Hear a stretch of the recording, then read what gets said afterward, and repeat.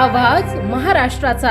नमस्कार, मी सुद्धा संध्या लाईव्ह मध्ये आपलं सगळ्यांचं स्वागत। राज्यात महापालिका निवडणुकीची रणधुमाळी सुरू आहे। महापालिका निवडणुकीसाठी 15 जानेवारीला मतदान आणि 16 जानेवारी रोजी या निवडणुकीचा निकाल जाहीर होणार आहे। महापालिकांसाठी प्रचाराचा आजचा 13 जानेवारीचा शेवटचा दिवस आहे, त्यामुळे राज्यात घडामोडींना वेग आलाय।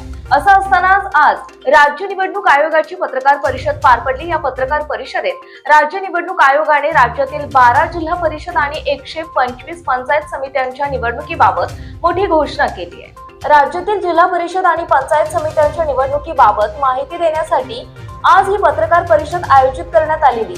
आपल्याला माहिती आहे की सर्वोच्च न्यायालयाच्या आदेशानुसार ज्या जिल्हा परिषदांमध्ये 50% कमी आरक्षण आहे अशा जिल्हा परिषद आणि पंचायत समित्यांमध्ये निवडणुका घेण्याबाबत सर्वोच्च न्यायालयाने आदेश दिलेले आहेत। त्यामुळे या अनुषंगाने राज्यातील 12 जिल्हा परिषद आणि 125 पंचायत समित्यांमध्ये निवडणूक घेण्यात येणार आहे, अशी माहिती राज्य निवडणूक आयोगाच्या आयुक्तांनी दिली आहे। जिल्हा परिषदांच्या निवडणुकीत प्रत्येक मतदाराला 2 मत देणे बंधनकारक आहे। त्यातील 1 मत जिल्हा परिषदेसाठी आणि 1 मत पंचायत समिती गणासाठी द्यावं लागेल।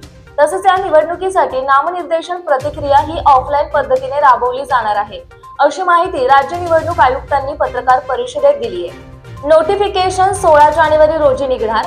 उमेदवारी अर्ज 16 जानेवारी 2026 ते 21 जानेवारी।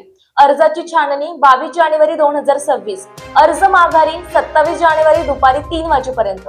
अंतिम यादी आणि चिन्ह वाटप 27 जानेवारी दुपारी 3:30 नंतर। मतदान 5 फेब्रुवारी रोजी पार पडणार। मतमोजणी 7 फेब्रुवारी रोजी सकाळी 10 वाजता असेल। ताज्या आणि महत्त्वपूर्ण बातम्या पाहण्यासाठी आजच आमच्या संध्या लाईव्ह न्यूज चॅनलला YouTube वर सबस्क्राईब करा आणि बेल आयकॉन प्रेस